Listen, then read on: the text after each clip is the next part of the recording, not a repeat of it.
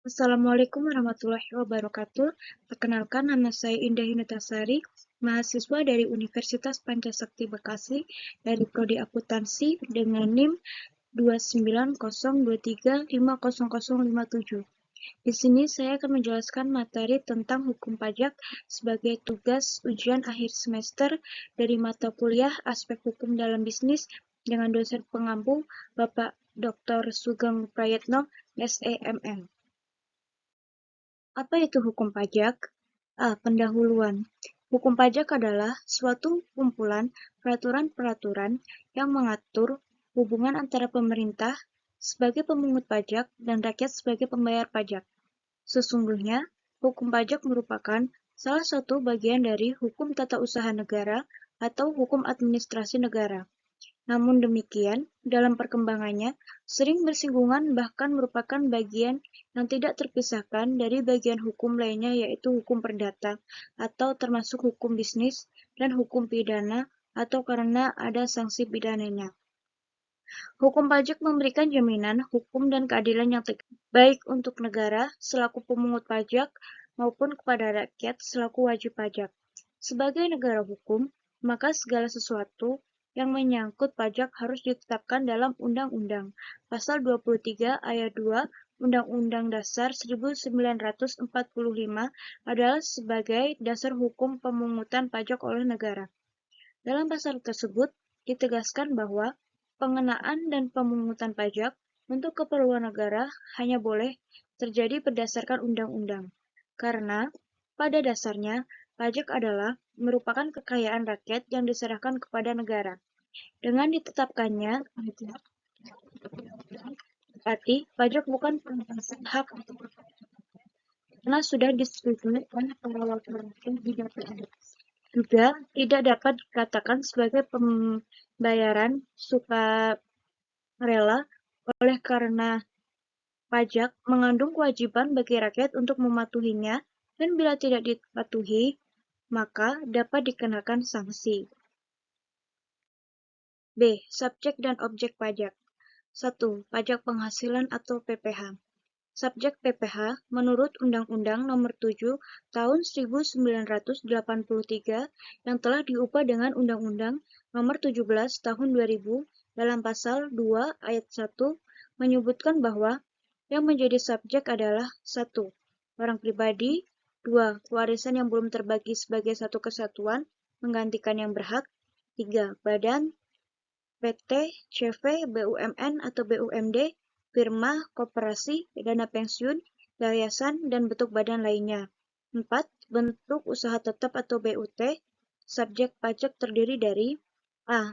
Subjek pajak dalam negeri terdiri dari 1. Orang pribadi yang bertempat tinggal di Indonesia. 2. Badan yang didirikan dan berkedudukan di Indonesia. 3. Warisan yang belum terbagi sebagai suatu kesatuan yang menggantikan yang berhak. B. Subjek pajak luar negeri terdiri dari 1. Orang pribadi yang bertempat tinggal di Indonesia atau berada di Indonesia tidak lebih dari 183 hari dalam jangka waktu 12 bulan. Dan badan yang tidak didirikan dan tidak bertempat di Indonesia yang menjalankan melalui bentuk usaha tetap di Indonesia. Orang pribadi yang berada di Indonesia tidak lebih dari 183 hari dalam jangka waktu 12 bulan dan badan yang tidak berkedudukan di Indonesia yang menerima atau memperoleh penghasilan dari Indonesia. Sedangkan bagi yang bertempat tinggal di luar Indonesia baru menjadi subjek pajak di Indonesia dalam hal menerima penghasilan dari Indonesia. Misalnya, penghasilan 2 sebagaimana dimaksud Undang-Undang Nomor 17 Tahun 2000 tentang perubahan Undang-Undang Nomor 7 Tahun 1983 yaitu A. Dividen, B. Bunga, royalti, sewa, C. Penghasilan lain sehubungan dengan penggunaan harta, D. Imbalan sehubungan dengan penggunaan jasa, pekerjaan, dan kegiatan, E. Hadiah dan penghargaan, F. Pensiunan dan pembayaran berkala lainnya. Dalam hal ini, kepada wajib pajak luar negeri yang menerima imbalan jasa sebagaimana tersebut di atas, dipotong pajak sebesar 20% dari jumlah bruto oleh pihak yang wajib membayarkan. Selanjutnya, Yang menjadi objek pajak penghasilan adalah penghasilan dari wajib pajak yang menurut ketentuan Undang-Undang Pajak Penghasilan dianut pengertian penghasilan dalam arti luas, yaitu setiap tambahan kemampuan ekonomis yang diterima atau diperoleh wajib pajak dari manapun asalnya yang dapat dipergunakan untuk konsumsi atau menambah kekayaan wajib pajak tersebut. Dilihat dari pengalirannya, tambahan kemampuan ekonomis kepada wajib pajak penghasilan dikelompokkan atas A. Penghasilan dari pekerjaan, misal gaji, honorarium. B. Penghasilan dari kegiatan usaha, misal laba perseroan. C. Penghasilan dari modal, misal bunga, dividen, royalti. D. Penghasilan lain-lain, misal hadiah, undian. E. Keuntungan dari penjualan harta. Sedangkan yang tidak termasuk objek pajak penghasilan adalah A. Bantuan atau sumbangan. B. Harta hibahan. C. Warisan. D. Imbalan sehubungan dengan pekerjaan atau jasa yang diterima dalam bentuk natura atau kenikmatan. E. Pembayaran perusahaan asuransi kepada orang pribadi. F. Dividen atau bagian laba yang diterima atau diperoleh PT sebagai wajib pajak dalam negeri, koperasi, BUMN, BUMD dari penyertaan modal pada badan usaha yang didirikan dan bertempat kedudukan di Indonesia dengan syarat yang pertama, dividen berasal dari cadangan laba yang ditahan, dan yang kedua, bagi PT, BUMN, BUMD yang menerima dividen kepemilikan saham pada badan yang memberikan dividen paling rendah 25% dari jumlah modal yang disetor dan harus mempunyai usaha aktif di luar kepemilikan saham tersebut. G. Iuran yang diterima atau diperoleh dana pensiun yang pendiriannya telah disahkan oleh Menteri Keuangan, baik yang dibayar oleh pemberi kerja maupun pegawai. H. Penghasilan dari modal yang ditanamkan oleh dana pensiun dalam bidang tertentu yang ditetapkan dengan keputusan Menteri Keuangan. I. Bagi laba yang diterima atau diperoleh anggota dari perseroan komoditer yang modalnya tidak terbagi atas saham-saham persekutuan, perkumpulan, firma, dan kongsi. J. Bunga obligasi yang diterima atau diperoleh perusahaan reksadana selama 5 tahun pertama setelah pendirian perusahaan. K. Penghasilan yang diterima atau diperoleh perusahaan modal ventura berupa bagian laba dari badan pasangan usaha yang didirikan dan menjalankan usaha atau kegiatan usaha di Indonesia, dengan syarat badan dan pasangan usaha tersebut merupakan perusahaan kecil, menengah atau menjalankan kegiatan dalam sektor-sektor usaha yang ditetapkan dengan keputusan Menteri Keuangan, dan sahamnya tidak diperdagangkan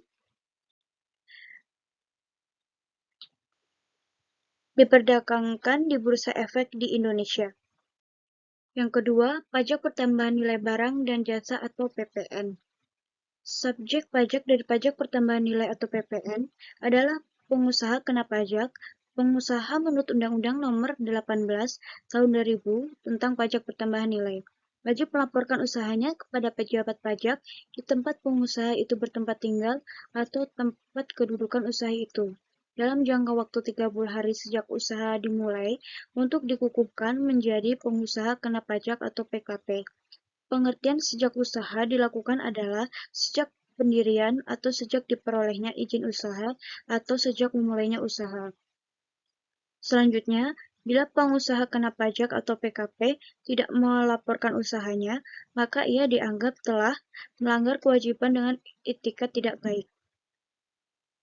Atas pelanggaran tersebut, selain harus menyetor pajak yang terutang, juga dikenakan denda administrasi sebesar 2% dari seluruh harga jual atau nilai pengganti yang menjadi dasar pengenaan pajak yang timbul sebelum pengusaha tersebut dikukuhkan menjadi pengusaha kena pajak atau PKP. Oleh karenanya, PKP yang telah dikukuhkan dan sudah mempunyai nomor pengukuhan pengusaha kena pajak, memungut, menyetor, dan melaporkan pajak pertambahan nilai dan pajak penjualan atas barang mewah yang terutang. Dalam hal ini, tidak semua pengusaha dapat dikenakan pajak pertambahan nilai atau menjadi subjek pajak menurut Undang-Undang Nomor 18 Tahun 2000. Bagi pengusaha kecil yang batas dan ukurannya ditetapkan oleh Menteri Keuangan dengan berpedoman pada nilai peredaran bruto atau jumlah karyawan atau modal yang digunakan. tidak dianggap sebagai pengusaha kena pajak. Yang dimaksud dengan pengusaha kecil menurut SK Kementerian Keuangan RI nomor 648 /KMK 04 1994 tanggal 29 Desember 1994 adalah pengusaha yang melakukan penyerahan barang kena pajak dengan jumlah peredaran bruto tidak lebih dari 240 juta setahun atau jasa kena pajak dengan jumlah peredaran bruto tidak lebih dari 120 juta setahun atas penyerahan barang kena pajak dan atau jasa kena pajak yang dilakukan oleh pengusaha kecil dibebaskan dari pengenaan pajak bertambah nilai. Namun demikian, apabila pengusaha kecil memilih untuk dilakukan menjadi PKP, maka ketentuan di atas tidak berlaku dan pengusaha kecil yang PKP tersebut diwajibkan untuk memungut, menyetor, dan melaporkan pajak pertambahan nilai dan pajak penjualan atas barang mewah yang terutang. Menurut ketentuan Undang-Undang Nomor 18 Tahun 2000 tentang PPN, menentukan bahwa objek PPN adalah A. Penyerahan barang kena pajak di dalam daerah pabean yang dilakukan oleh pengusaha yang memenuhi syarat-syarat sebagai berikut. Barang berwujud yang diserahkan merupakan barang kena pajak atau BKP. Barang yang tidak berwujud yang diserahkan merupakan barang kena pajak tidak berwujud. Penyerahan dilakukan di dalam daerah pabean. Penyerahan dilakukan dalam rangka kegiatan usaha atau pekerjaannya. B. Impor barang kena pajak atau BKP yang dilakukan oleh siapapun. C. Penyerahan jasa kena pajak atau JKP di dalam daerah pabean. D. Pemanfaatan barang kena pajak tidak berwujud dari daerah pabean di dalam daerah pabean. E. Pemanfaatan jasa kena pajak atau JKP dari luar daerah pabean di dalam daerah pabean. F. Ekspor barang kena pajak atau JKP oleh pengusaha kena pajak atau PKP. Selanjutnya, berdasarkan Peraturan Pemerintah atau PP Nomor 144 Tahun 2000 ditetapkan jenis barang yang tidak kenakan PPN, yaitu A. Barang hasil pertambangan atau hasil pengeboran yang diambil langsung dari sumbernya, termasuk B. Barang-barang kebutuhan pokok yang sangat dibutuhkan oleh rakyat banyak, termasuk beras, gabah, jagung, sagu, kedelai, dan garam. C. Makanan dan minuman yang disajikan di hotel, restoran, rumah makan, warung, dan sejenisnya. D. Uang, emas, batangan, dan surat-surat berharga. Sedangkan jasa yang tidak dikenakan PPN adalah A. Jasa di bidang pelayanan kesehatan medis meliputi jasa dokter umum, dokter spesialis, dokter gigi, jasa dokter hewan, jasa ahli kesehatan seperti akupuntur, ahli gigi, ahli gizi, dan fisioterapi, jasa kebidanan dan dukun bayi, jasa rumah sakit, rumah bersalin, klinik kesehatan, dan sanatorium. B. Jasa di bidang pelayanan sosial. C. Jasa di bidang pengiriman surat dan perangko. D. Jasa di bidang perbankan, asuransi, dan sewa guna usaha. E. Jasa keagamaan. F. Jasa di bidang pendidikan meliputi pendidikan luar biasa, pendidikan kedinasan, dan pendidikan keagamaan. G. Jasa di bidang kesenian. H. Jasa di bidang penyiaran yang bukan bersifat iklan. I. Jasa di bidang angkutan umum di darat dan di air. J. Jasa di bidang tenaga kerja. K. Jasa di bidang perhotelan. 3. Pajak bumi dan bangunan atau PBB.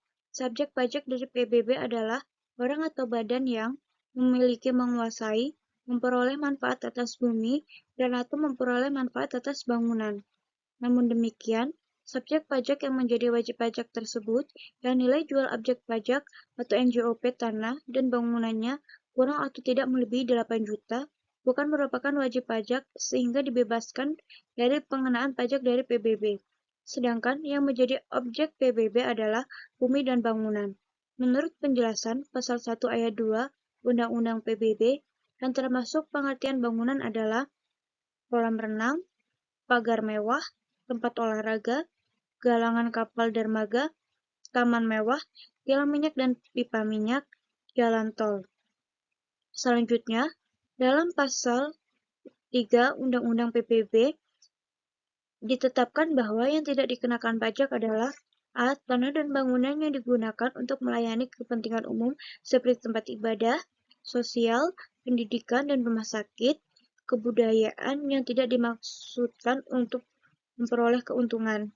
B. Objek yang digunakan untuk kuburan dan peninggalan berkala.